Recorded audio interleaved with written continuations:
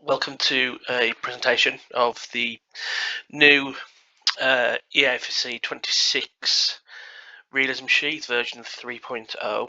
Some people's asking just a general walkthrough and guide on how it all works, so I thought I'd quickly just bosh up a video, go through, because there's been quite a lot of changes since the last time I did a video. So I'll quickly go through each sheet, explaining what you need to do for each one and if it's necessary as well. Okay, so we'll start on the opening page, which is the team sheet. So this is exactly the same as the old one, just a few bits have changed now. I've put some history and story just about each club so you can get a bit of a backstory. And I've also changed the old star rating to now a coach, scout and facilities rating. So that will be based on each club's kind of rating in the world, on how good they are at doing their particular facilities. Also kept the trophies and been updated all that information recently, and you can choose from any country, league and team that's pretty much in the game, and perhaps the women's at the moment, but that will be updated in the future. So that's it from here. You have to do this first because a lot of information is extracted from this sheet, will then foretell into others, including rulings and things like that as well. So this first page is mandatory. You have to make sure to put it in. For people who do journeyman, or if they have a club that moves through the league, so if they get promoted, demoted, what you'll need to do is, let's say if I, at the moment, playing Wolves and we get relegated, you just change the league to Championship, keep the team on there, it stays on there, it now recognises you're the Championship in the league, all the rules will update and so forth, and if you happen to get relegated again, you'll go down to League One. Same thing happens there. As you can see, you get a little bit marker to say it's invalid, but as long as you don't change it beforehand, you should be fine. If you're doing create a club, what my suggestion would be is choose the league that you want to start in, or where you currently are, and then with the team, you can just leave it blank. Now, if you already have a team fill in, you want to make it blank. What you need to do is highlight the cell, not the actual drop-down box. The cell just a bit around it. Press delete. It should then remove the team. So your page will look like this, and obviously you'll need a scout rate at the bottom. So what you'll have to do is delete this cell, which has got a formula in it. So you might want to make a backup, or you can always take it from the original sheet and then just put in the facility rating number that you'll start with. So if you're starting in like League 2, you can start at 1 or 2. If you start in Championship, 2 to 3 to 4, depending on the size of the club that you're going to make, whatever. But yeah, and then you can just move through the leagues, and same for any other country, it should work look exactly the same. Okay, so once you've chosen your club and your team and league, we'll keep Wolverhampton, and I'll show you why, because this is kind of a copy of the sheet that I'm using at the moment, so it'll help to show the information that you need to put in and whatever. Okay, next up is the trophy room. So with the trophy room, I've put in pictures of each trophy that the club has won, and then underneath the number of how many they've won, and then below that in the little between the lines, the years that they won those leagues. Some of them, as you can see, Premier League Division 1, it's just easier just to say that and then put the old one, even though it's Division 1, not Premier League, and it's got the Premier League title there, it's just a lot easier rather than having to have multiple pictures. But if you wanted to do that, you just need to unmerge the cells and kind of merge them into how you want, into little images, but that's up to yourself to do that. This is important, it's not a mandatory sheet, so you can skip this one. Manager sheet tracker, so in here you're going to put all your management information. Once again, it's not mandatory, there's no actual cells that needed for later on. I have put some stuff here so it will kind of keep track of all your stats. So if you wanted to put in like what league you finished in that season, what cup finished for each rounds, and if you was in a continental competition, you can put in the finish there as well. I've put like a history for the clubs, so as you can see, I've put myself down as I started as a coach at Kidderminster Harriers for a few years, and then I moved to assistant manager at Cardiff, and then eventually signed for Wolverhampton Wanderers, which is now ongoing. If I was to move clubs, I could then fill in the rest of the information there, or by the end of my career, I could just fill in the last bits of information.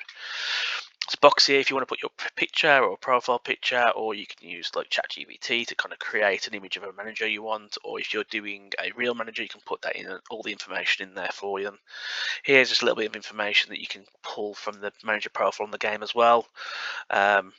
And then that's it for this page. Looks as this isn't mandatory, so it's up to yourself if you want to track that. Club upgrades. So while it isn't mandatory, I would advise you just doing it to start with. So as you can see, from the team sheet at the start, Wolves currently have a starting rating of 3 for coach, scout, and facilities generally. So when I come to the club upgrades, I find the third box and make sure it's ticked. Now that'll be across every single aspect of the upgrades here, so you can see even the stadium capacity, the facilities, they should all be on 3s. Now with the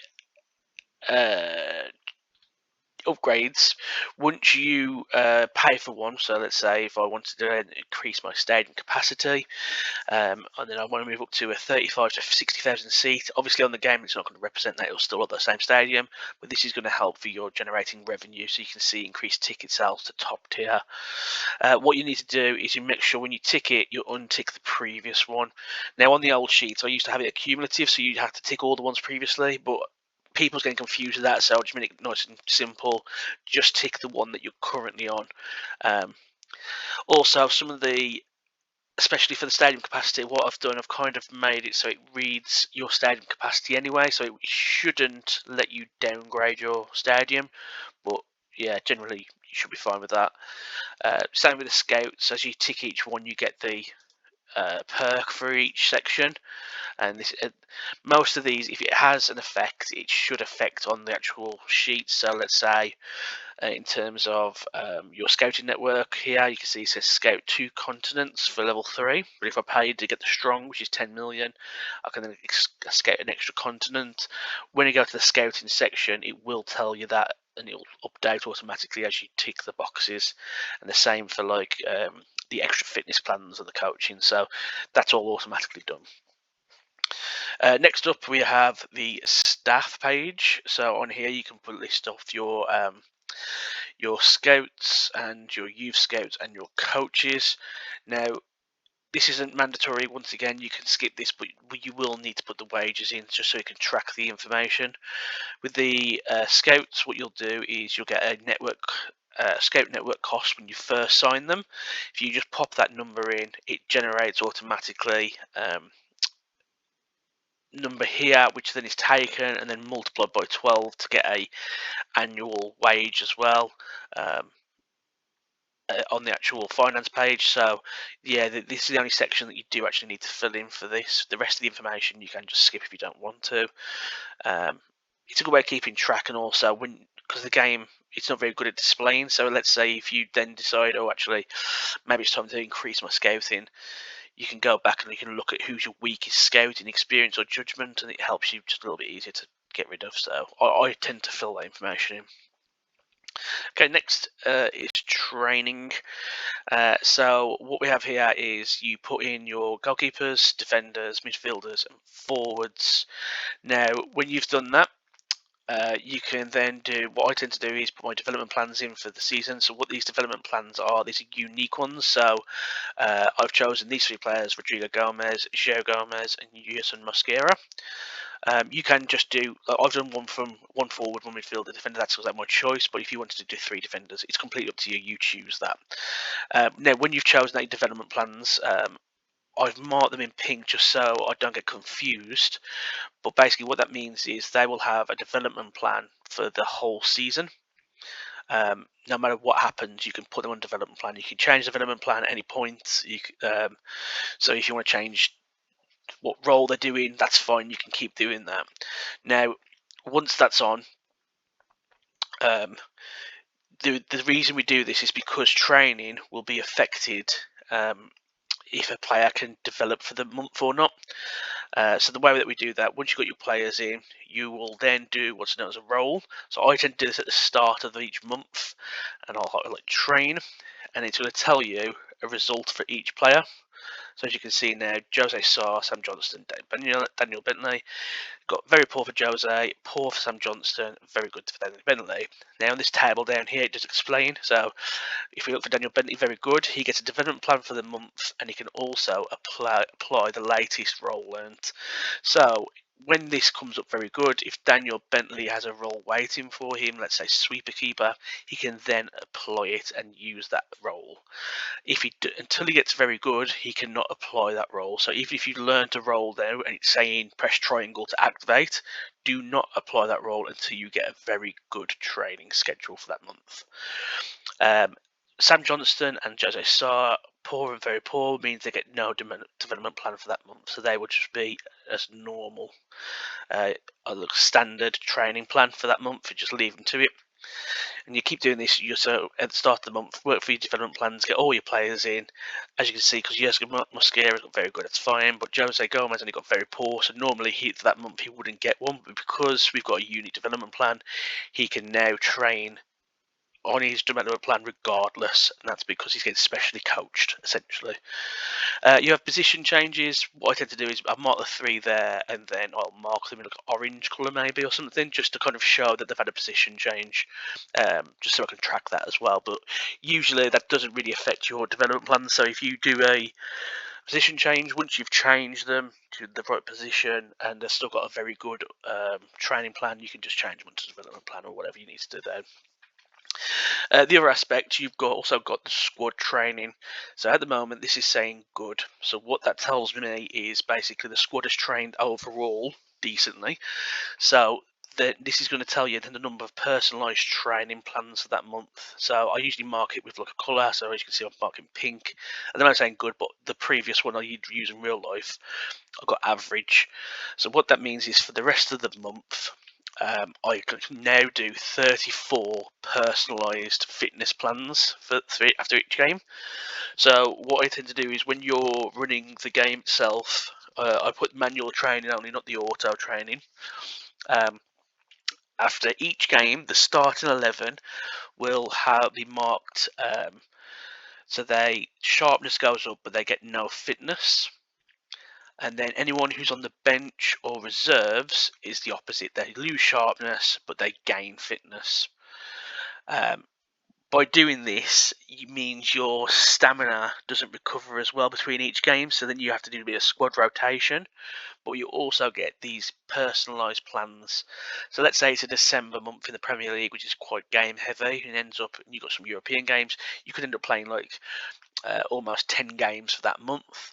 Now, with a starting 11 that's drained after a game, and you want to make sure your best players are fit for the next game because you need them in 3 days' time, you can use a personalised plan to instead of raising their sharpness, raise their fitness instead. Now, by doing that, that player is then fit for the next game. Obviously, they're not going to gain as much sharpness, but it also means that you can only do that certain amount of time. So if you run out to the 34 and you've still got a final game of the month, what can happen is then your players get drained and you're forced into a situation where you're then having to rotate your squad. For this, I put the training plans on a realism section to make the stamina go down, but there's another issue with that with the sliders. I've noticed if your acceleration is below 50, what you tend to find is your stamina doesn't drain as quick.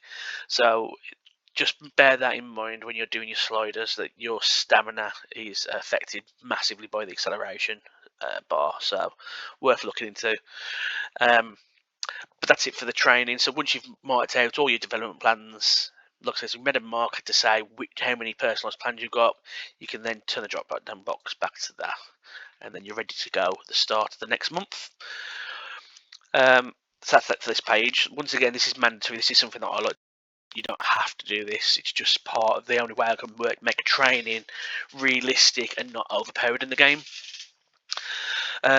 Next, we move on to player shortlist. This is just a very simple way of doing your scouting. So what I'll do, I'll track players, put all the stats in, and then I don't add players to the shortlist. The reason being, when that happens, if a club moves in for a player, you get warned. So then you instantly go, oh, well, I need to go sign them before the club signs them. I don't like to do that. I don't like the warning. I like a case of having a shortlist. on this page instead. So I've got tracked all my players who've been scouting. So when it comes to it, I'll do a filter to look for the particular player. So let's say I'm looking for a centre back, so I can look by the height. I want him at least 6'2". And then I want a certain physicality. I can look for that stat, and then it'll filter out and give me 4 or 5 options. Now, if there's 4 or 5 options, by the time I go to search that player might have moved the club, and that forces me then to go into a secondary line. So it just makes the transfers a little bit more varied, rather than just always picking up the player that you always go every time. Once again, not mandatory, so you can skip this. It's just an easy information data entry and then just filtering. So very basic. Youth squad. So with the youth squad, what I tend to do is here you've got the max number of youths you've got in your academy. So at the moment it's saying 10. So this will be based off of your facilities, and it's also based off your club upgrades.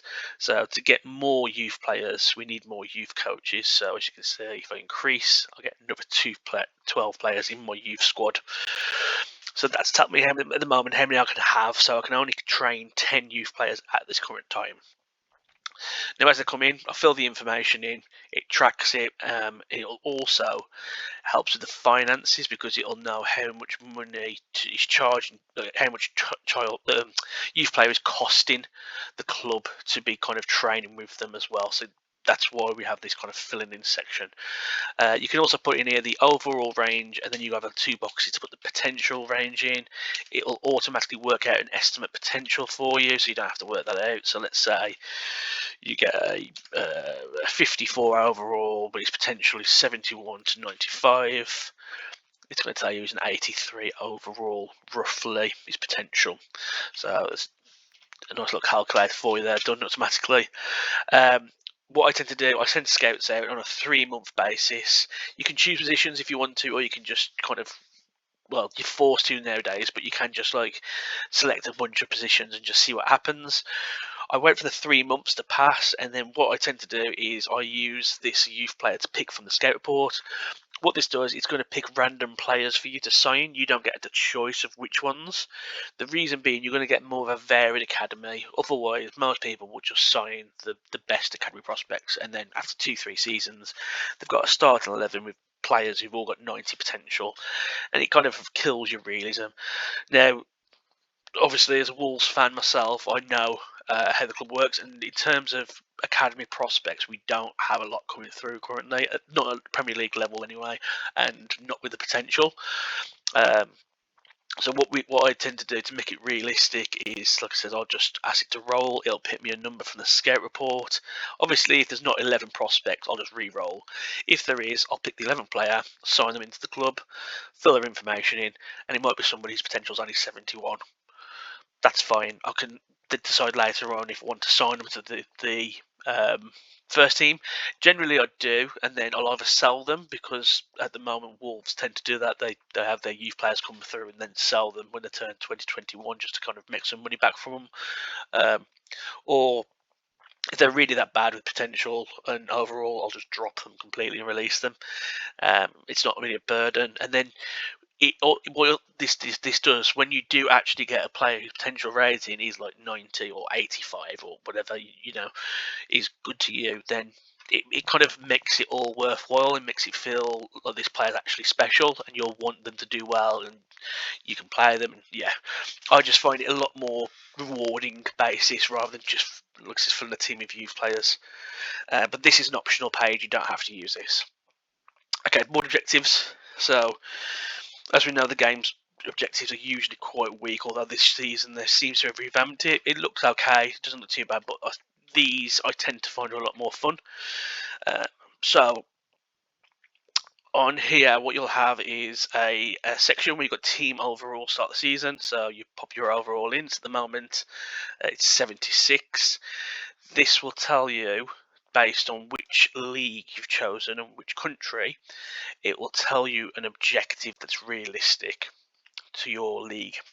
Because on the game just looks at your star rating. So if you've got a team who after a season has jumped up a half a star, and you've basically been like a mid-table Premier League club, Your next year's objective should be maybe mid-table again, or maybe try to get Europa Conference League or Cup run, something like that. But in the game's going, oh well, now you're 4.5 stars, so we want you to fight for the title, which makes no sense whatsoever. So what we've done is it looks at your overall number for your team. So the way to do that, when you go to your team management, you go on team sheets and then press import sheet. This will then bring up a list of all the teams you can flick through. It'll have attack, defense, and midfield. So you do the average number for those three, and then you'll get the overall number. So once the overall number is in, it'll tell you what your excuse me, realistic task is. So for Wolves this season, it's avoid relegation. So just not get relegated. So that's a fairly reasonable considering the situation we're in at the moment. Your next one, so these are all objectives for your board. The next one's based on your transfer policy. So as you can see at the moment, it's saying sign hidden gems. So you can see there's a little red arrow and it's saying invalid. Now this is coming up because it's actually a drop down box, but it's just hidden. So what you'll do, you'll double click on there and it'll bring up your next objective. So at the start of the season, this is what you'll do to generate a objective for each box. The only one that you don't do is the competitions. That's automatically done via your overall number. The rest of each of these boxes here are all drop downs. So you can see it's gone from sign hidden gems saying sign experienced players. So the board would like me to sign experienced players 28 years or above. Okay.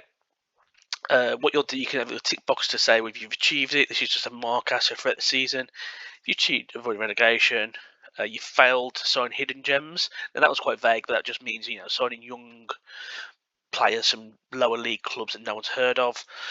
And then increase club value by 10% as a brand. Now when this happens, I kind of just put a little marker down here so I can see what it was at the start of the season, and then I can work out if I've achieved that or not. If you have, you obviously tick it. Now we've also put in a rewards forfeits facility based on your board objectives. So if you've achieved them by the end of the season, if you get all three, you get the so if you do one, you'll get a forfeit. So let's say we didn't sign any hidden gems and we didn't increase the club value.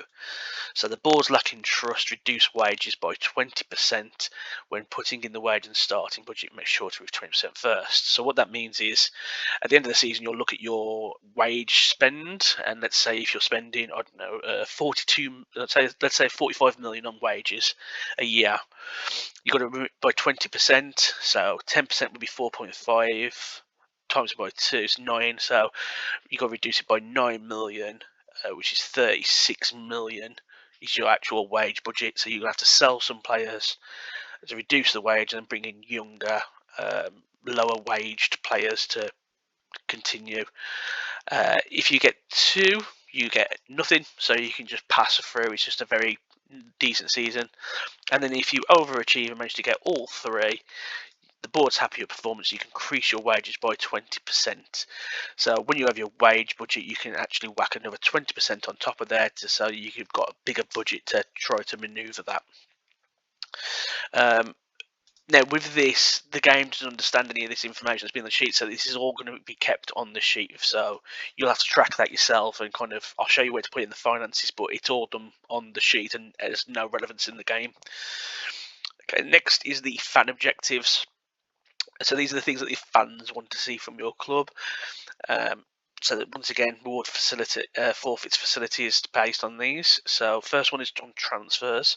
So it's telling you, fans would like to sign a new backup forward. So once you get start the season, just double click and you can choose your next one. So it tells us the next one would have been fans would like to see a first choice forward coming in. So there's a fair few different ones for you to go through. If you come to a box such as this one, and you can see there's no little red diamond in the corner, it just means it's not working, and it'll keep generating the same one. So what you'll need to do, just tick box and untick it, and you'll see that little red icon come back. If it doesn't, just do it again, and eventually you'll see that you can see on the red page the red diamonds are disappearing and reappearing. But it's just a unfortunate part of the way that it's been coded. So if I do it again now, you can see it actually has generated a new one. Fans want to see a goal scored in every home game. So that's it. Achievements, and then for youth, fans would like to see the best talent signed from Europe. Quite vague, but that just means when you're doing your youth scouting, you're going to be scouting to Europe. If you just sign a couple of youth players, then they'll be more than happy, and you can achieve that. The rewards and forfeits once again. So if you achieve one by the end of the season, let's tick that one. You'll have to reduce next season's transfer budget by 50% due to merchandise and ticket sales from unhappy fans. So when you got your end of the season, when you look at finance it, you got your transfer budget, and you can see how much you've got. Just reduce it by 50%. You can do that in any particular way.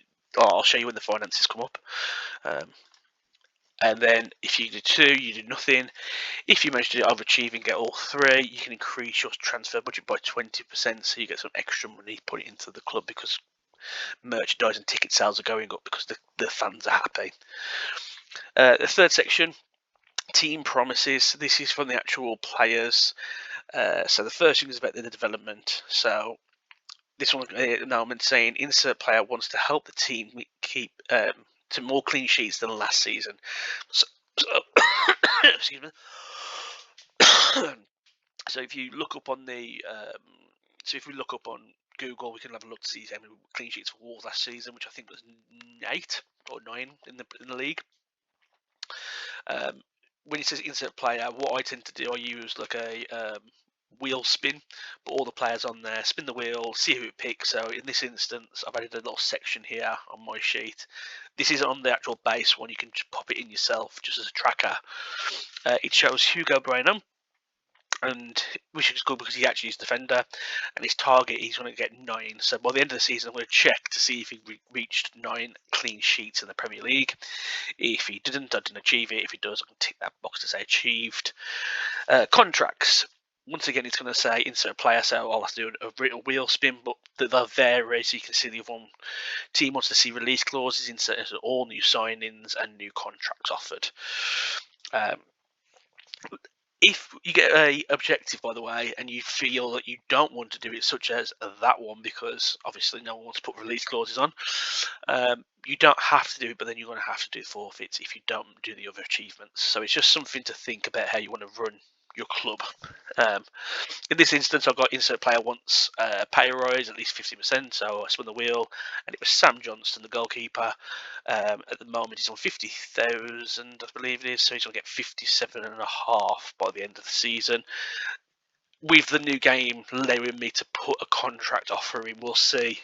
That might make it more difficult, but that's part of the game, I guess.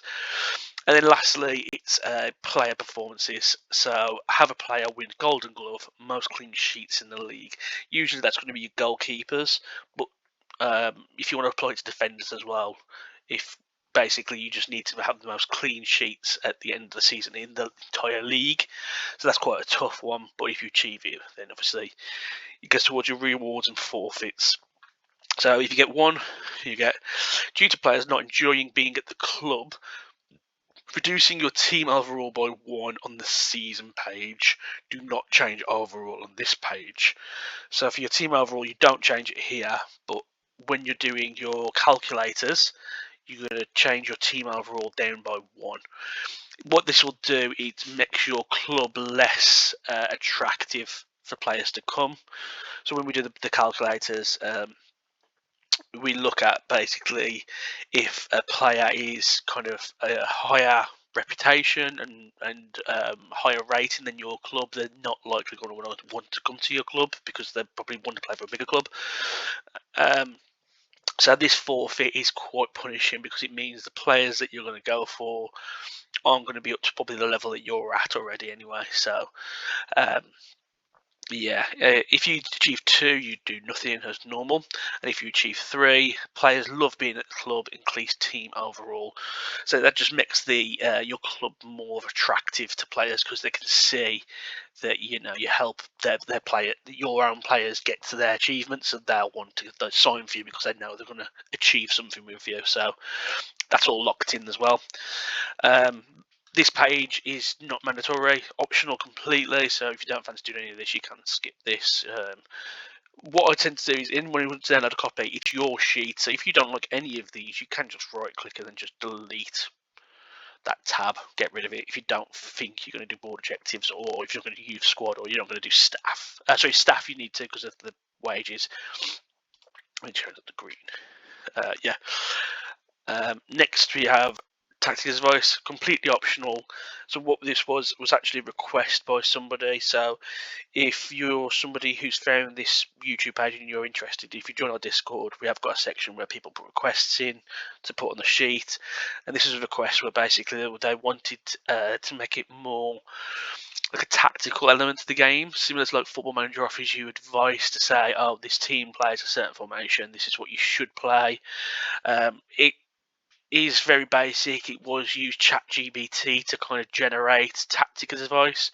The reason being is because you've got like nearly, I think it's like 32 different formations, and then inside that formation you have 5 or 6 different tactics to play. So yeah, it's quite a lot of information. So ChatGPT really helped out to just push it through.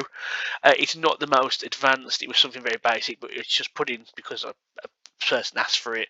It's left in there. If people want to use it, they can. So as you can see, it's just 2 drop-down boxes. So you choose the opponent's tactic. So they will go standard, and then their formation is a 4-3-3 holding. So what this will do is show you a picture of the formation they're playing.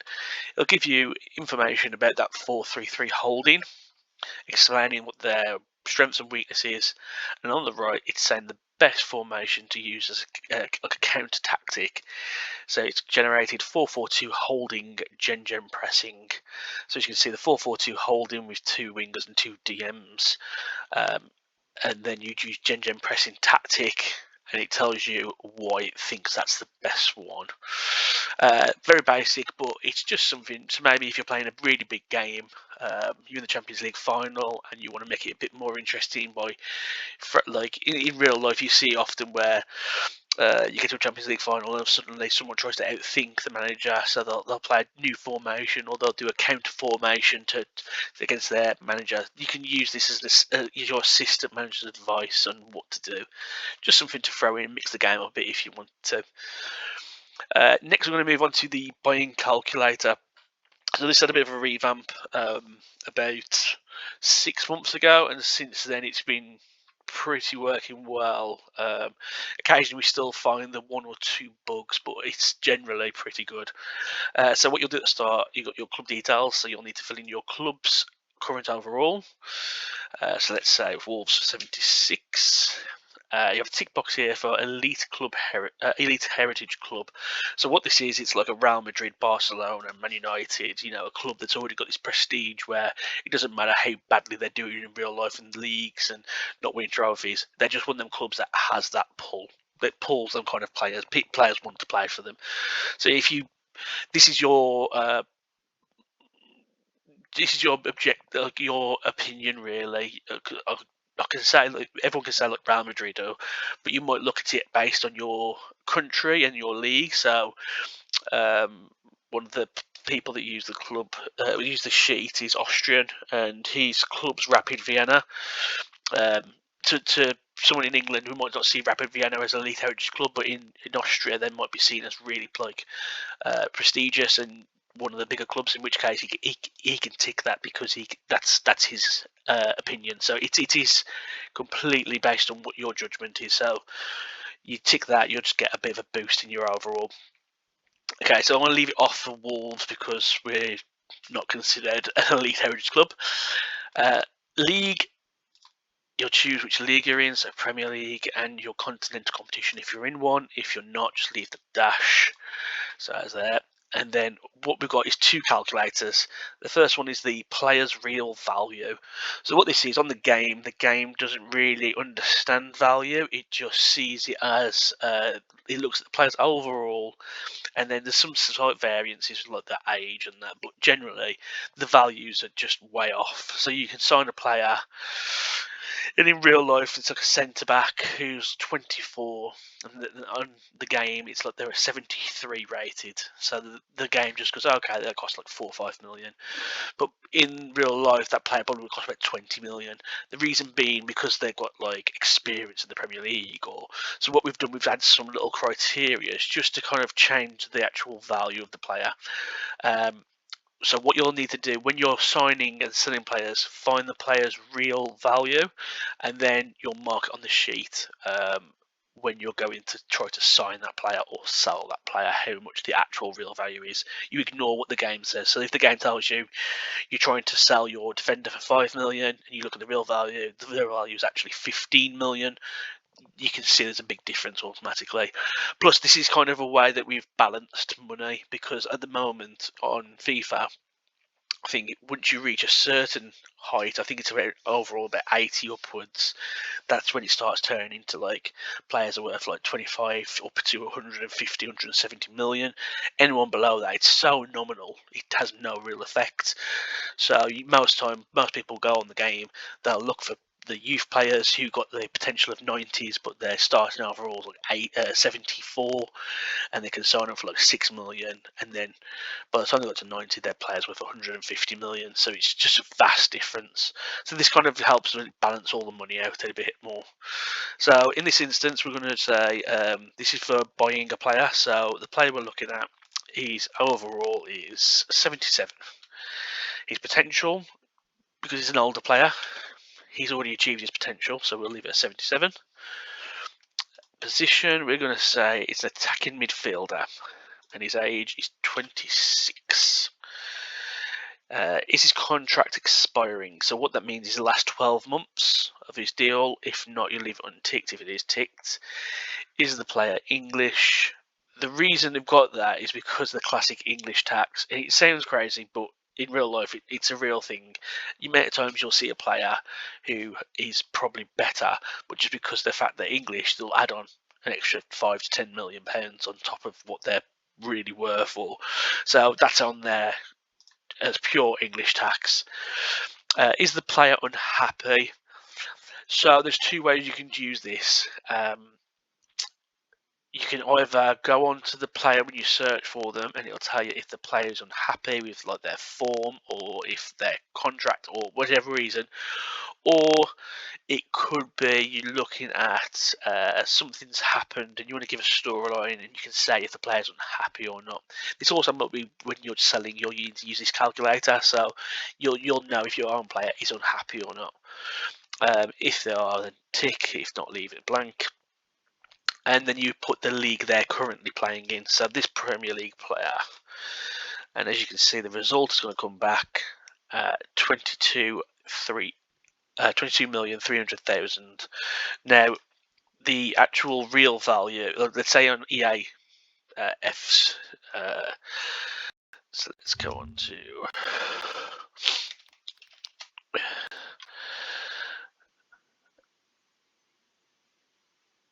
and we look at 77. Submit. So we need to look someone. There we go, 77. Oh, it's a bit older actually. Let's be younger. I'll actually put the age in.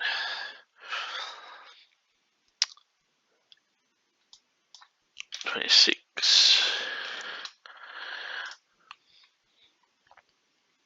There we go, Mason Mount. It's slightly off, so let's just change that to 78. So 22,800,000. So they're saying the value, and in euros as well, 12.5 million. So you could sign Mason Mount on EFC for about £10 million. If you was trying to do that on the sheet, it's going to cost you nearly 25 million, which we know he went to Man United for nearly 50. So it would be probably more realistic that they'd sell, especially with his form and everything. But obviously, and his rating's so poor now on the game. But in real life, he's probably much better rated than that. But yeah, so this just gives you a general idea of how much a difference that can make. The leagues will vastly make a difference as well. So you can see Liga, he only dropped a little bit because it's not that big difference. But if we went down all the way to Australian League, oh, that one's got a bug, so I'll need to fix that. The third league in Germany, you can see it's already dropped down nearly £5 million. So while it doesn't have a massive effect, it has a little bit. So you can find cheaper players in the lower leagues.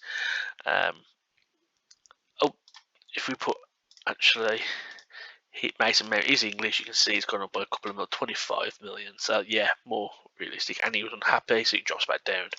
So yeah, that's how it kind of works for the calculator to find their value.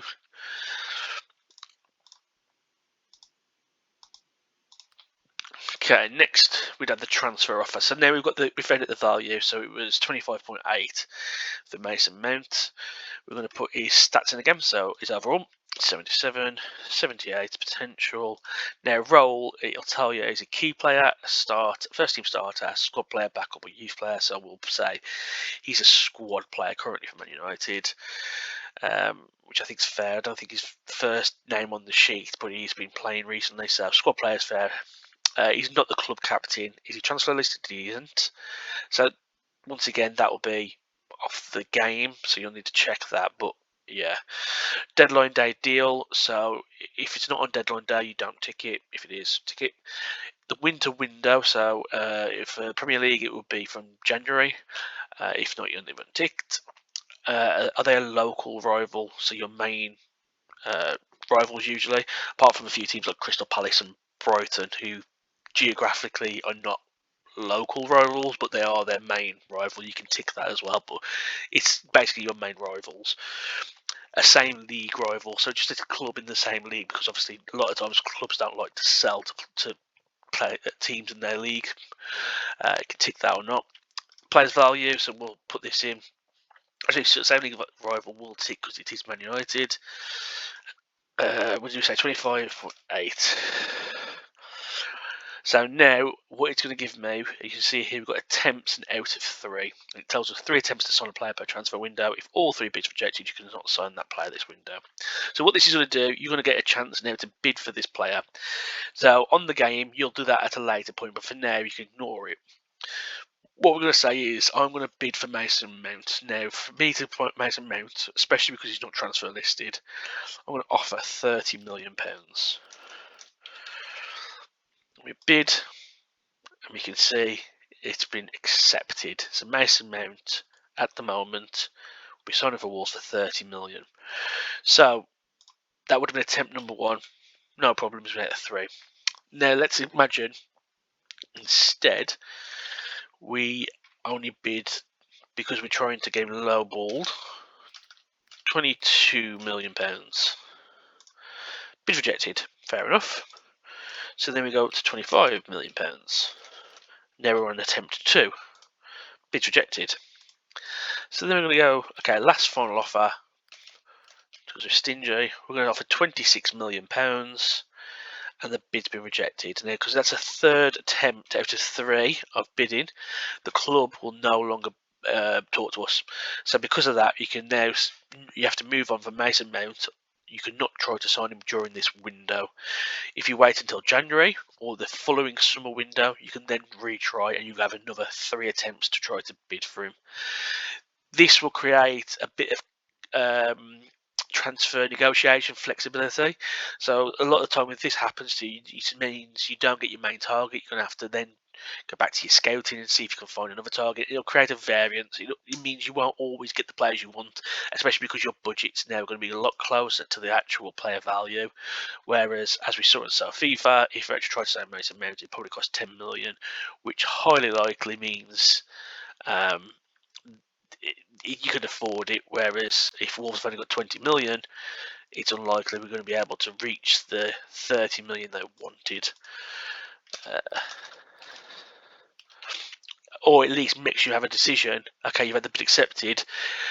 Do you now proceed to contract and go to the player, even though you know you probably can't afford it, or then do you go to another club and try to see if you can bid for someone cheaper and then make the decision afterwards? It's going to create a bit more chaos to the transfer window rather than just scout a player, find him, sign him, done, move on. This makes a lot more interesting anyway. So that's buy-in calculator.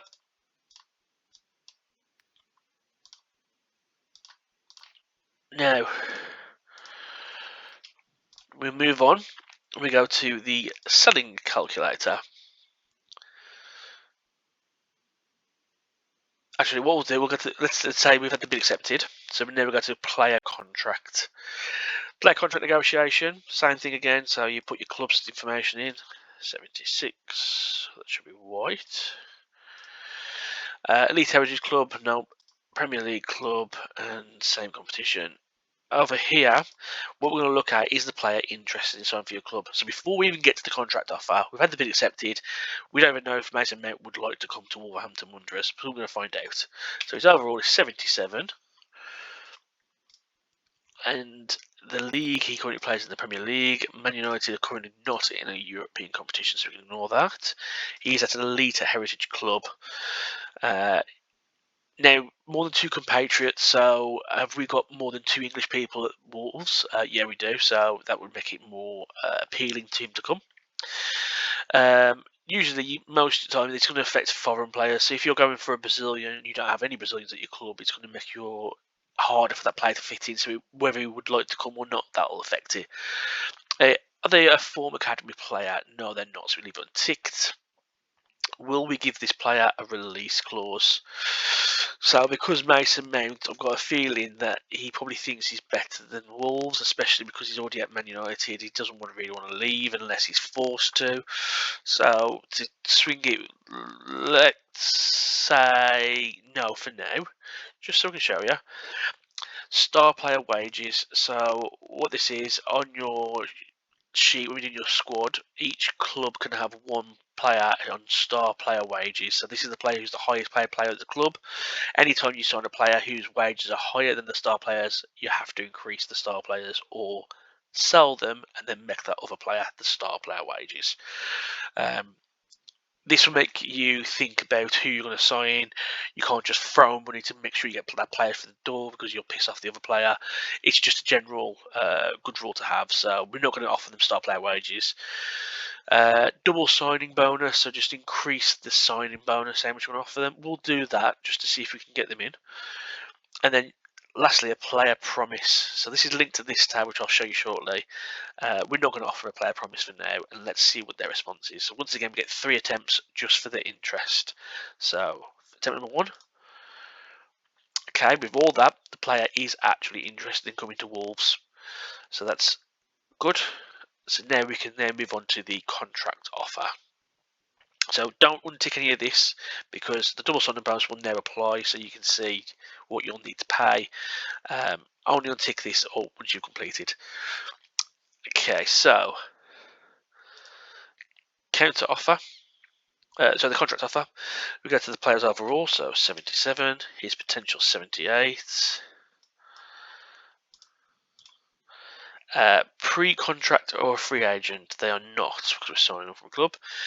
Now, the roles. Now, what I say is go with what's on the sheet, not by what the game is telling you.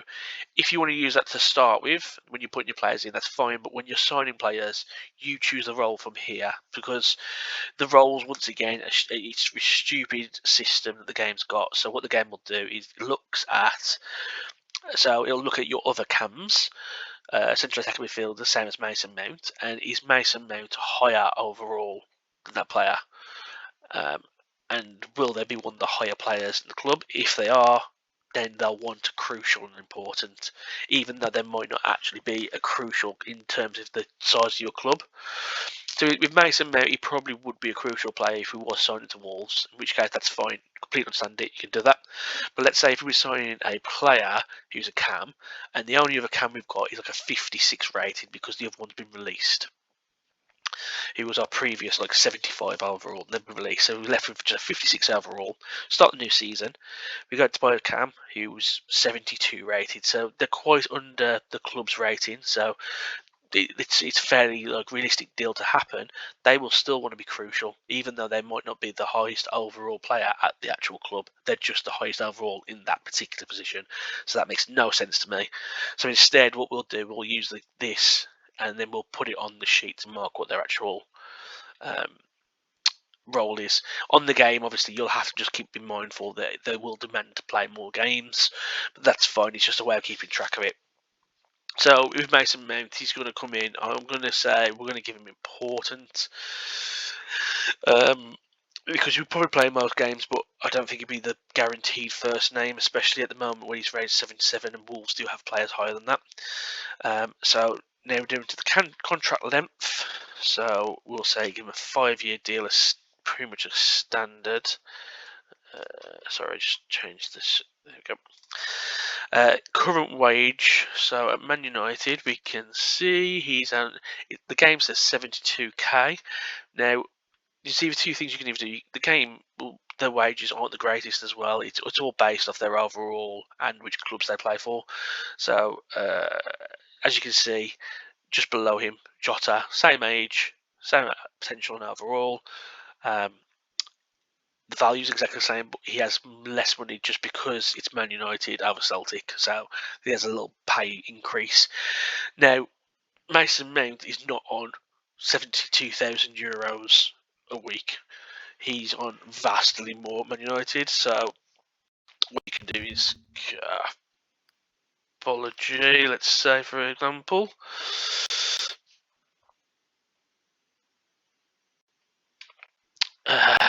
so this page, it's not the best, and I wouldn't guarantee to say what it is, the wages 100%, but I just use it as a general guide. So you put in which club and which season, and then as you scroll down, don't choose the wrong club, Man United. There you go.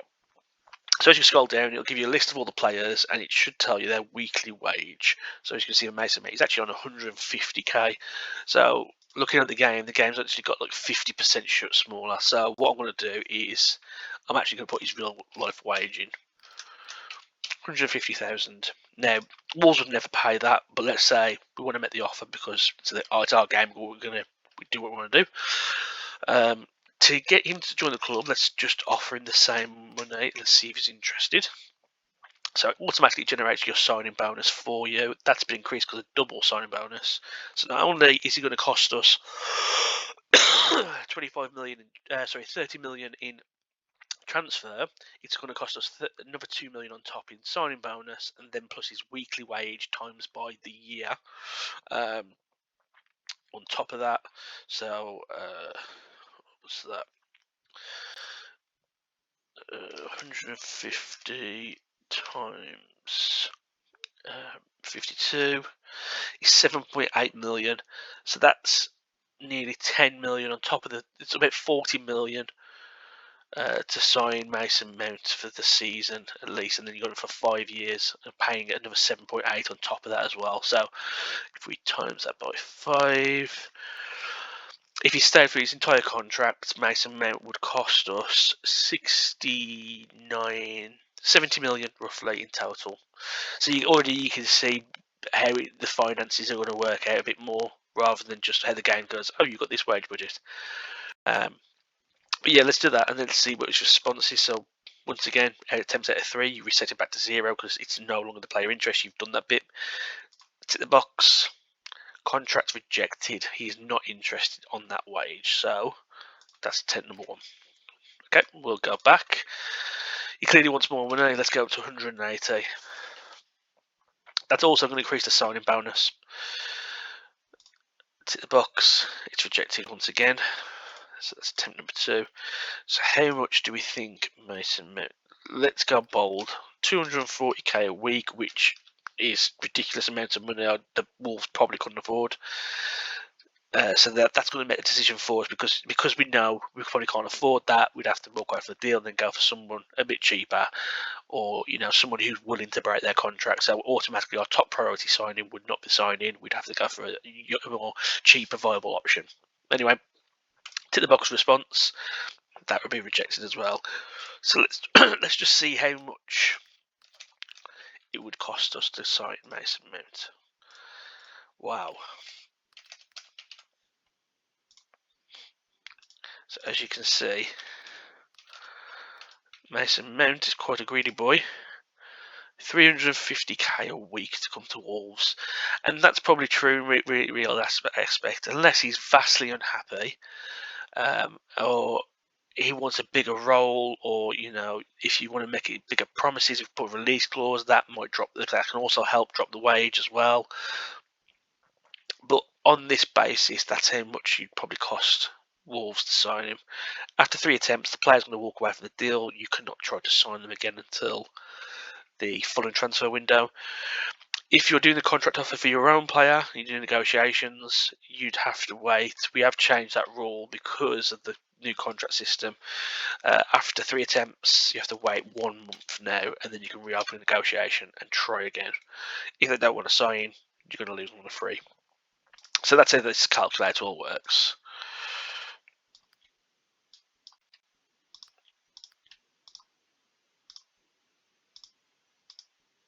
So I'm just going to reset this information, and then we'll go look at the selling calculator, which pretty much works the same way as the buying, but just for selling.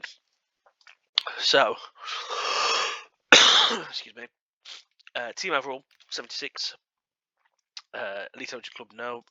Premier League, continental competition, no. So the player interest, are the players interested? So because this is selling, this is the reverse way. So is the player interested in going to the club before we sell them? So let's flip it. Man United have come in for one of our players. We're going to use an example. Teams. Wolverhampton. Let's say Andre from Wolves, the centre midfielder. Man United a fancy coming in for him. So you can see it says 20. He's 24 actually. He's not 23, but 23, 78 and 83. So the signing clubs overall. So what is Man United currently? Team.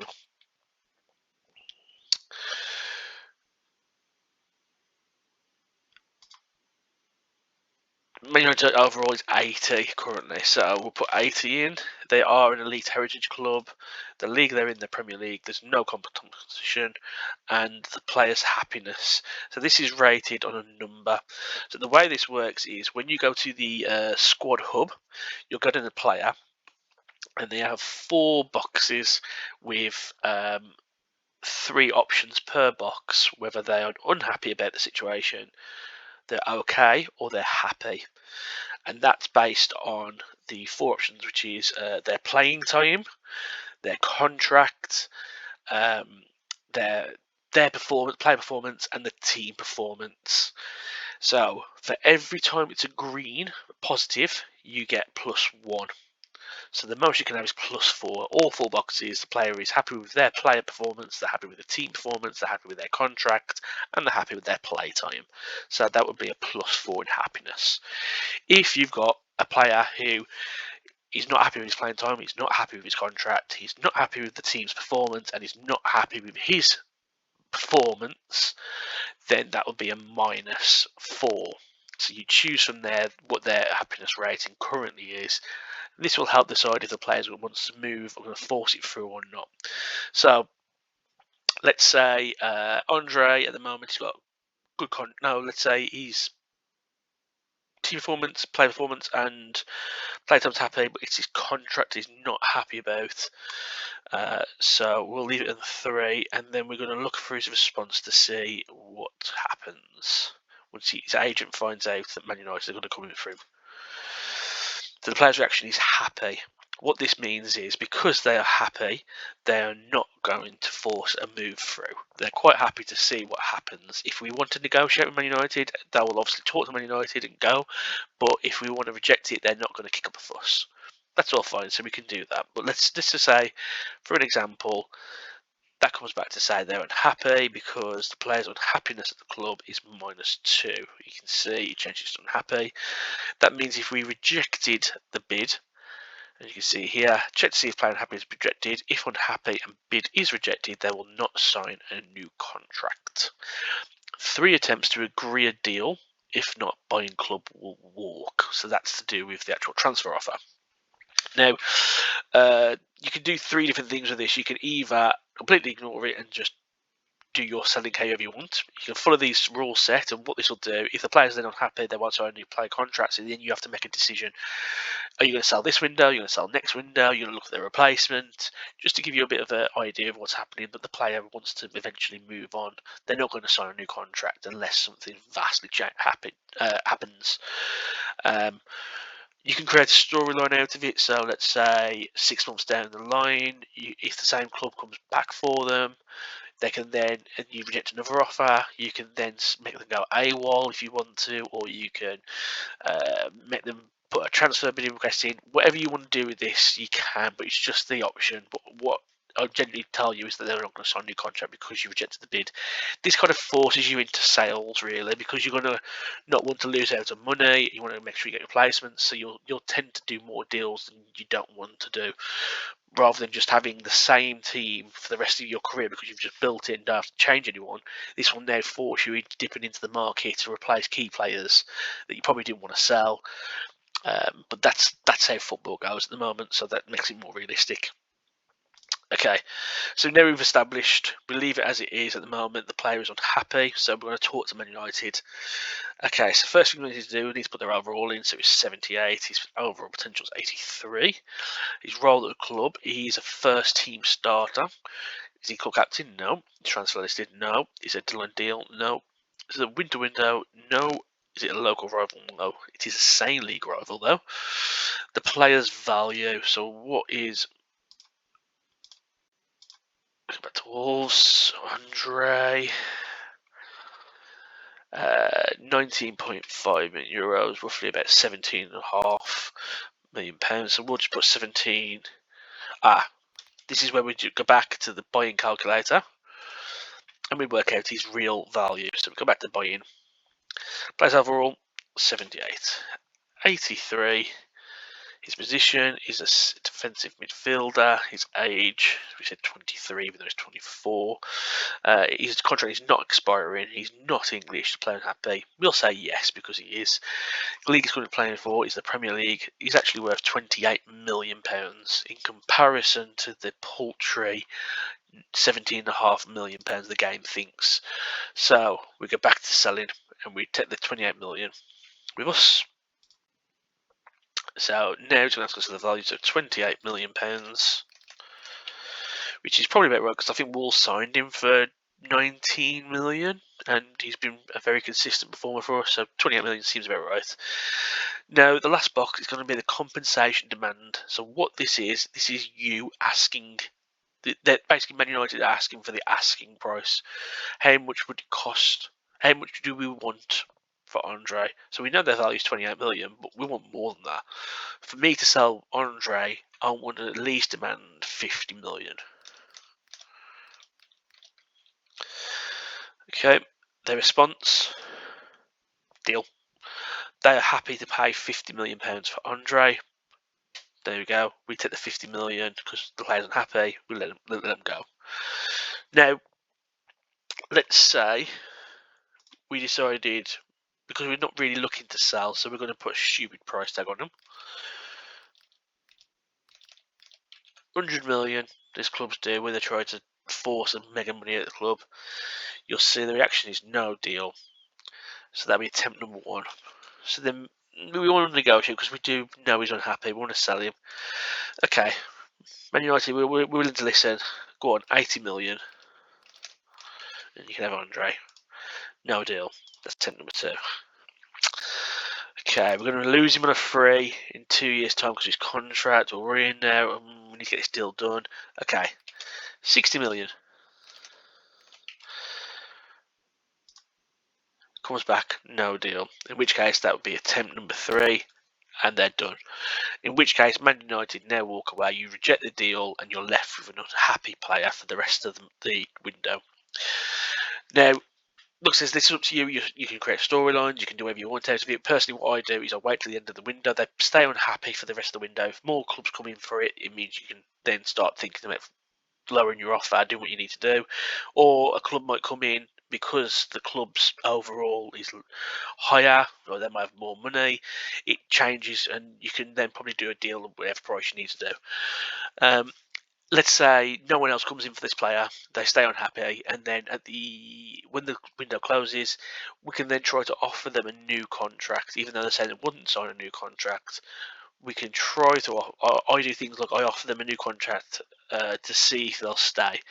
Now, when you go to the contract offer, the player might not want to stay at your club because they've outgrown your club, and in which case that'll tell you they're not going to stay. So this is how you generate, making sure you don't have a player where you're a club who's like 75 overall, your club is, and you've got a player who's like an 87. It doesn't make sense that they want to stay at your club. They probably want to move on. So that's how it kind of controls the market and forces you into situations you probably don't want to be in, but it creates that realism anyway. So that's selling. So let's just untick all this. Ready for the next time. 0. Okay. So that's your buying, selling, and your player contract negotiation. With selling, if you've done the deal, they're happy. You don't need to do the contract bit because the game will do that for them. So on the game, so this is the difference. Like I said, on the sheet, you'll put all the prices down, how much you're buying and selling for on the sheet. So as you saw, we got a deal done for 50 million for Andre. So when I go to the section where I put the transfers in, I'll put 50 million for Andre. Now on the game, because the game doesn't really follow that suit, because look, it thinks that the player's value is £17.5 million, we probably only get about 25 million tops, which if you look at it in retrospect, 50 million is like double the price. So instantly you're going to see a difference in the way the money balances. So what you'll do on the game, just put it through as the best deal you can, just to get the money on the game, because on the game anyway, you'll have so much money that you can do whatever you want. So we're just going to ignore those finances, but we need to use them just to kind of make the game work and get the players in and out. But in terms of the actual finances, it will all be kept on the sheet. Okay, lastly, before we actually move on to the bulk of it, is the player promises. So on here in the contract offer, if you need to get a deal done, you can offer a player promise to the club, to the player. If they agree to it and then they agree to the deal, when you sign the contract, you'll have to come negotiate your player promise. So we'll put the club's overall in 76. These bits you don't have to fill in. I'll just do it just because I want to see the information. 77. Okay, scenario. Convince player to sign with the club or the contract renewal. So we could only convince him to sign with the club. Now, the promise, you're going to get 10 options. These are just ones I've thought of might increase later on at a point, but yeah. So the first promise, will always play against former team. We'll give shirt number 1 to 11 based on position.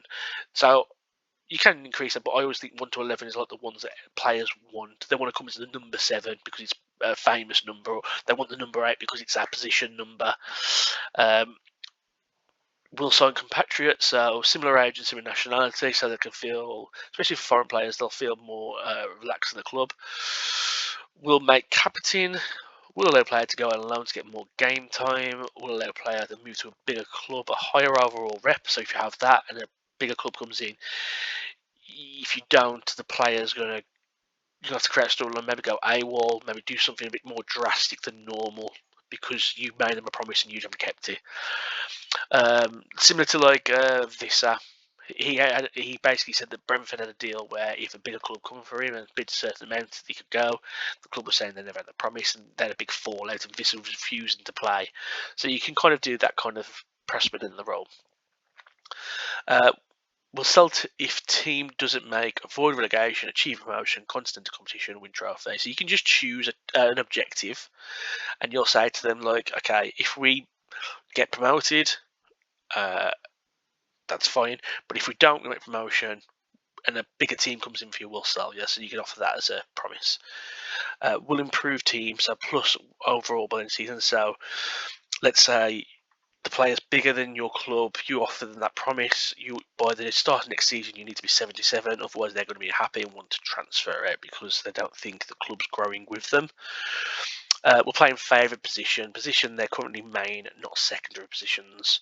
So if you sign a player who can play 3 or 4 positions, you offer them that, they're going to be forced into mainly most bulk games playing their main position and not their backup positions. So you choose your offer. So let's say make club captain, and then attempt. We'll roll. He's happy with that promise, so then we can stick that in. So the way that you do this, if you highlight the boxes, right click, copy, highlight the first box here, right click, and then paste special values only. What this will do, it will just paste in that information for you, and then you've got it there in the tick box. When it's completed, so you make them captain, you can tick it, that promise has been achieved, you can move on. If it's a promise that's a long term, you can check it out and you can always go back and untick and tick what you need to do for that, and that's how you do a promise. Okay, let's get rid of this information.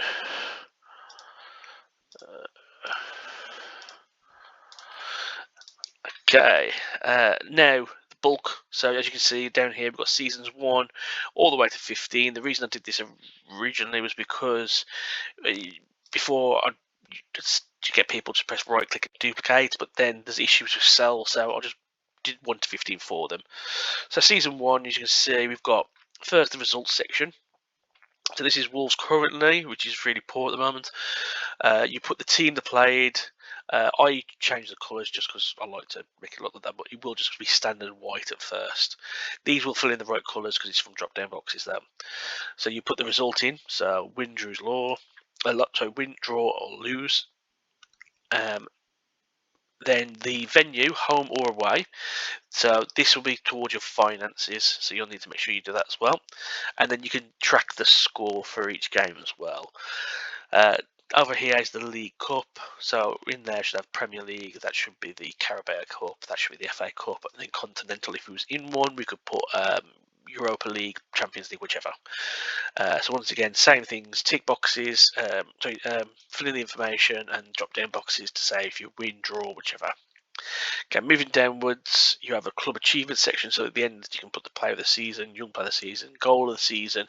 So this is just to do with your club, not to do with the whole league. So goal of the season is not going to be João Pedro from Chelsea or whatever. It'll be your players. So you can just track your own player stats there. So that's it for this section, results. Next we move on to transfers. So this is transfer and finances, but it's kept in a bulk. So as you can see here, we've got the transfers in section.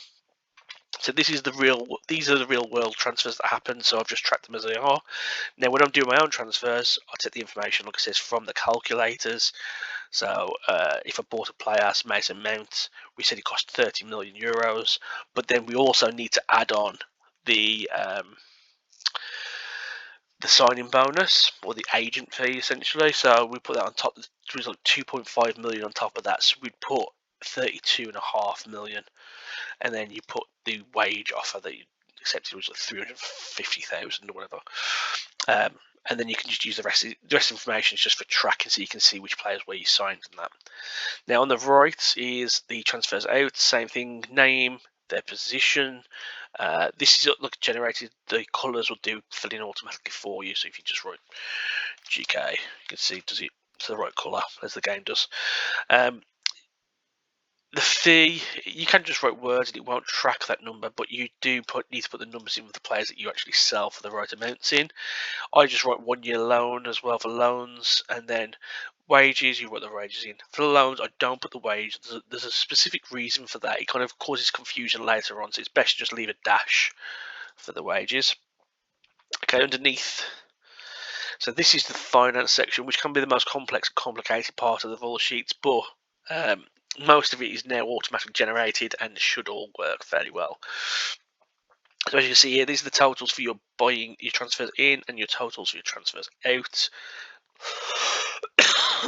Anything in red means there's a formula cell, so don't delete or edit, just leave them as they are. They should work themselves out for you. So you can see all spent 104,900,000 in the summer, with wages of 345,000 given out, but they actually sold 121 million pounds worth of players, and their wage reduced by 670,000.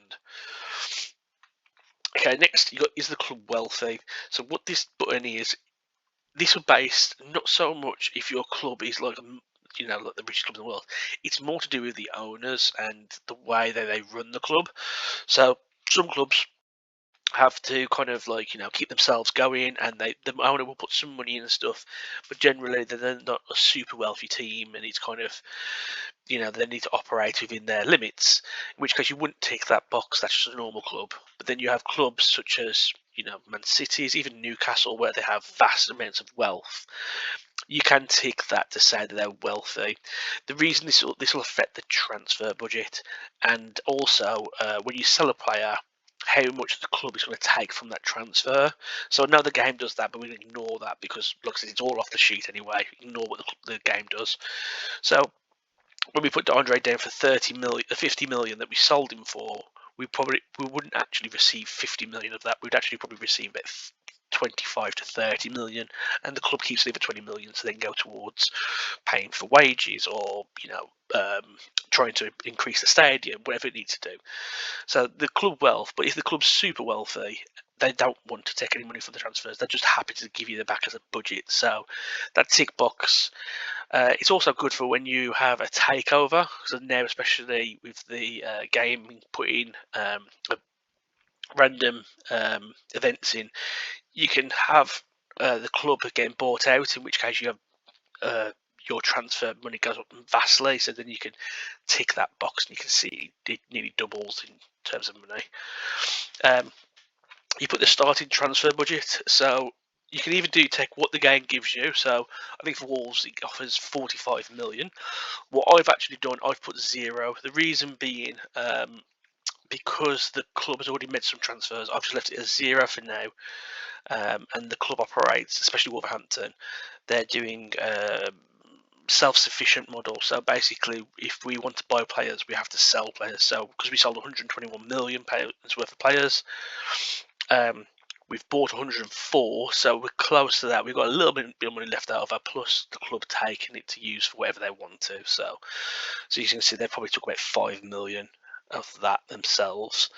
The starting wage budget. So this section here will fill in once you've put all your squad information in and all the wages, and then in which case your starting wage budget your starting wage spending, you can just copy that number there, so you can see it's exactly the same. Then as you buy players and you add them onto your squad list, this number's going to change, but then you know how much you started with, and that will help work out how much money you've got to spend. The total money, as you can see, 11 million is actually the combined, both the starting transfer budget and the wage budget. So 11 million would not just be how much money you can go buy a player. I couldn't buy a player for 11 million because I wouldn't have no money to then give them in wages. So it actually is a shared pot. Excuse me. So when earlier we had the board objectives and the 20%, that will be in one of these boxes, or when you move on to season 2, you'll see it slightly changes. You have one box which is just your previous season's profit margin plus your remaining budget. So if we go to season 1, what that will be is your profit margin. So you can see at the moment it's minus 60 million. That's because I've got a prize money in, but when I do at the end of the season, I'll fill that in. So let's say, I don't know, we finished mid-table, so we probably get about 120 million. So you can see our profit margin is 59 million plus the remaining budget 11 million, 70 million. So when I go season 2, the previous season's profit margin was the 59, and the remaining budget 11, so we put 70 million in. And you can see we've got a remaining transfer wage budget of 48 million to spend in the summer. So including wage increases, and so when I buy a player, I'll buy a player for £10 million, that comes off, and then I'll give them a contract of 30,000 a week. It would also take off on there as well, so that it's a combined pot. But that's how you work out your money. Let's go back to season 1. So at the moment, yeah, I've just put. So look, if I actually went off what the game said and put 45 million in, you can see I've got a vastly superior pot at the moment, and then that would carry over as well. But for now, because of the way that the game's running, I'm putting 0, and that's my starting wage spend. Next, your prize money is the only one that you need to fill in on the incomings. That will vary from league to league. And there's also, I'm going to say this, that the game doesn't do the correct value for money for like things like it doesn't do the finances correctly. So it's up to you. I look into what's real. So like you can actually look up to see how much prize money Premier League clubs earn, and you can just search around Google. You'll find places.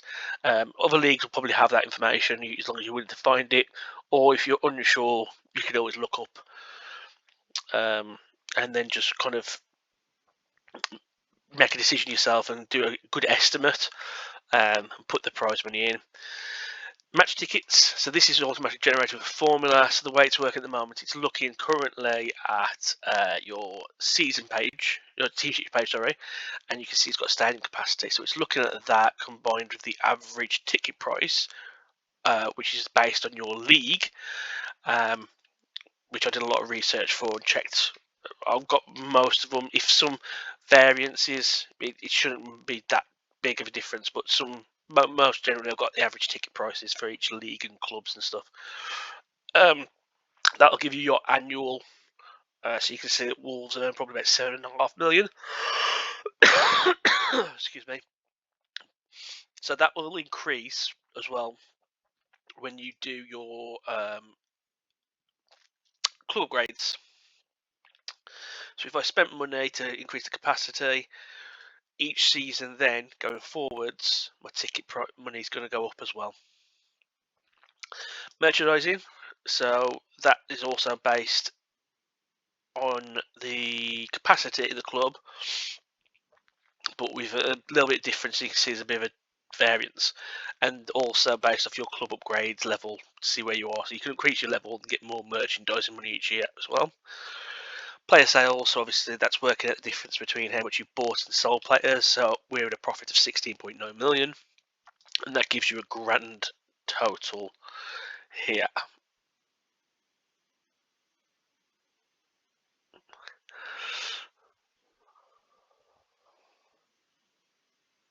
Although that looked a little bit weird. N55. Anyway, we'll move on. I'll check that out later. Outgoings, so you can see looking at player wages, so how much you spend. So a lot of time people don't realise this. You've already got an established club with all the player wages, so your club has to pay for that every year. So right now, Wolves are spending nearly £70 million a season on player wages. So the only way they do that is by your prize money and everything covering that. So that's a lot of time. If the team drops at the Premier League, they'd have to sell the higher earners off to kind of bring it back down to a balance so they can use parachute payments or whatever else. Staff wages, so this is going to look at the staff that we filled in currently. So you can see we're spending almost 1.1 million. We've only got 2 scouts and about 8 coaches, but obviously as that increases, it's more money. Stadium maintenance, so that is based off of the number of seats you currently have. So it costs you more to maintain the club, maintain the stadium. So that's generated automatically. Youth facilities, that will look at the number of youth players that you currently got. So at the moment it's saying £0. That's because there's no youth players. But let's say I signed Joe Bloggs. So Blogs. That's on his brother Billy Blogs. Then there's 2 youth players, and you can see the numbers coming up to say, and that's where it helps count the formula. So when we go back to season 1, you can see now I'm spending now 100,000. So it's about 50 grand per youth player that I need to pay for in the coaching, things like food as well, because a lot of times the players will eat at the club. That's what youth facilities are charged for. Travel costs, so that's based off of your home and away. So every time you sign an away game somewhere, it will then increase the travel costs throughout the season. So the more games that you're actually playing, so if you do well in the continental, you're going to have to fly them out to places.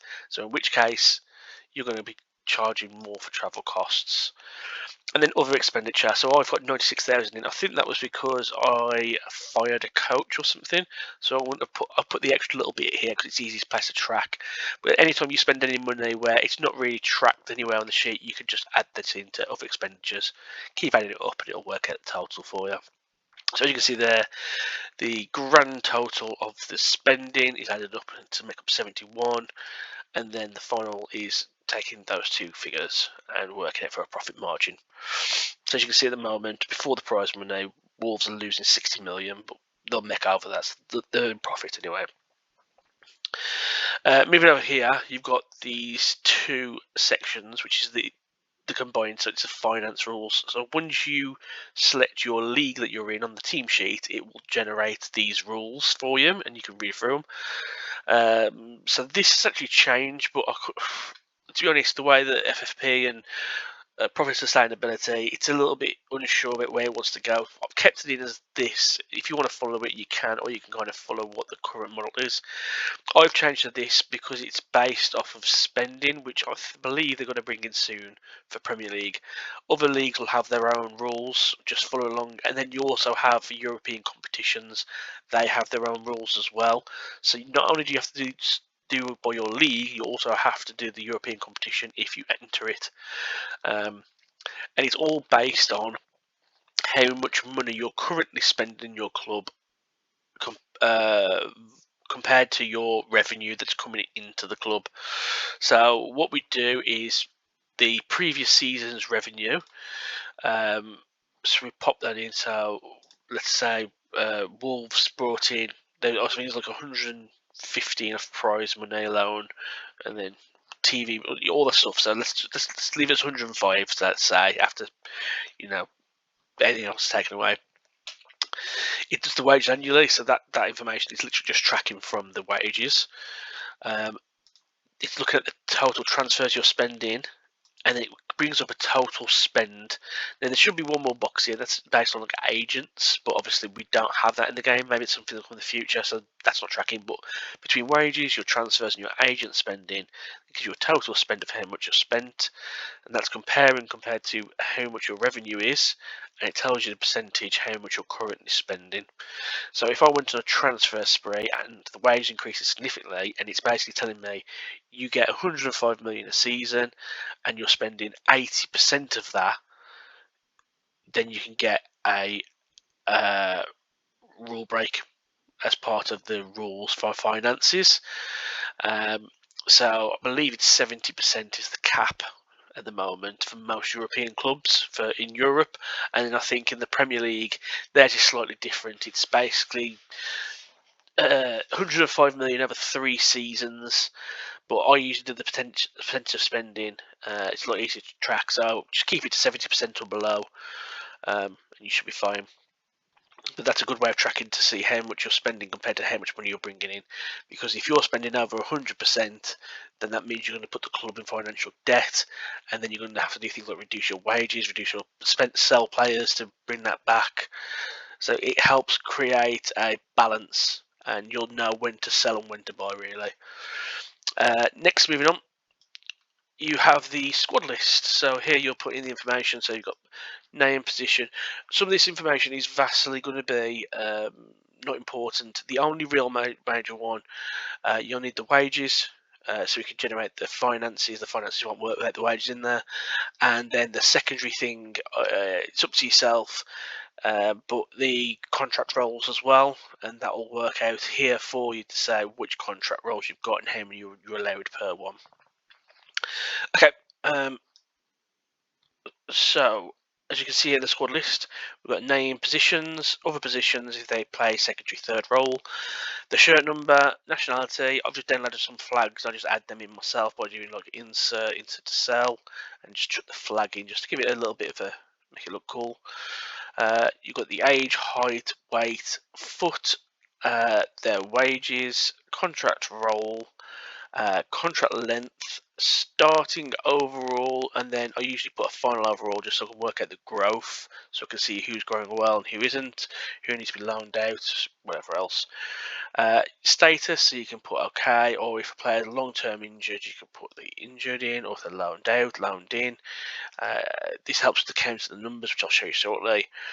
And then if they're homegrown or registered, so this will be part of the squad registration rules which each league has.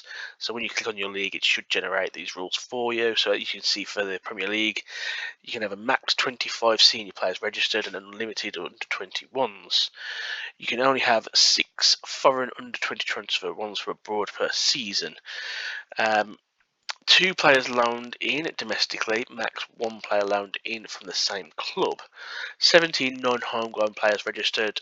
Homegrown players occupy 8 registration spots. Players only considered homegrown if registered club affiliated with the English or Welsh FA at least 3 years before turning 21 regardless of age or nationality. So as you can see here, I've marked the green circle to say that they are homegrown. If they're not homegrown, they get an X, and then if they're an under 21, you just choose the N/A. If they're loaned out, you just leave it on the hyphen because they're not counted.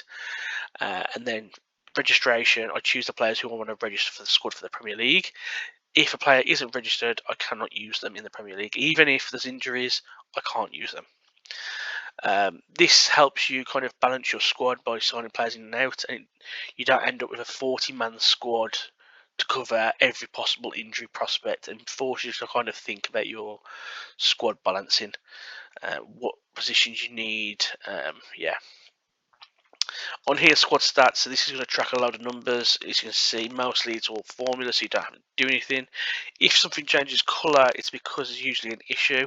So I'll explain that shortly. So first start at start, got the average age at 25, so nice and simple. Available players, it's currently saying 19. You need 18 players. So you start at 11 plus the 7 subs bench. Otherwise, it's actually 9 now, so you probably need 20. But the game of forfeits if you don't have enough players, so that's why we have a required number there. Homegrown, it's counted all these homegrown for me. It's telling me there's 6 homegrown players in my team. There's 3 under 21s. Looks like it's not counting the loaned out. So if any players are loaned out, they're not counted towards these numbers because I can't use them anyway. So homegrown registered, we've registered all 6, and the non-homegrown registered. So as the rule said, I can only have 17 non-homegrown registered. I've got 17. Squad registration total 23 players out of 25. So I've got 2 more slots, but there would have to be homegrown players to be registered. Lastly, this is the wages. So how much a week we're spending. So you can see 1.3 for the entire squad a week. Underneath, this is counting the player role, so how many star players we have. We currently have 0 star players, which at Wolves is probably correct. We have a lot of good players, but no one's counted as a star player at the moment. Crucial, as you can see, it's how many crucial. So you can 2, 3, 4, 5, 6, 7. So 7, and at the moment it's saying we're only allowed 6. If you start the game and you've got more, you can see it's marked orange. It's trying to tell me I've got too many. That won't change until your next when you sell players. So you just can't sign any more players to the crucial role. So if the player won't, when I'm doing the negotiating, I have to be mindful of that number. Important, you can see I've got 11 and 12. So I've got 1 more slot for an important player. What I can actually do is negotiate a contract to get a player to move from crucial to important if possible, and then that balances the numbers out. Rotation, you're allowed 15. I've got 5. the sporadic. You've got unlimited, that's where there's no blank, same for prospect, and then it's also going to count your other statuses, like how many players are transferred listed, loan listed, how many have you sold, how many are loaned in and loaned out, and how many are currently injured. So those numbers will change as you move the status around.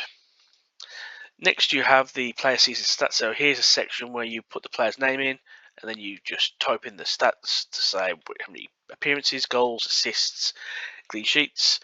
I colour code mine based off the league colours. So Premier League has like this purple, white colour, so I've got that. FA Cup's got this grey. League Cup, Carabao Cup is a green. Europa Conference League's got that looking lime green as well. Orange for the Europa League, and then the Champions League is a blue and white. I would have gone darker blue, but it doesn't really help with the contrast of black, so it's gone that blue for now. And then the total is in red because once again it's formulas. It's going to check all the totals for the season, so you can keep track if you're a big stat tracker. And lastly, the injury list. I like to use this because I like to see my injuries for the next season, because if I notice this is a short list and I only have 2 players on there, I know on my sliders I'll need to increase the injury frequency. So it just helps keep track to make sure I'm getting enough injuries through the season. With the events now adding injuries as well in the game, that's pretty good. That helps out, and it does mean a lot more rotation on your squad. So that's your season tab, and that will be the same for most of them, because apart from on the finances, instead of having 2 boxes, you only have the one, and you put the remaining budget in, and your previous summer season. So your revenue from the previous one, so that would be like your prize money.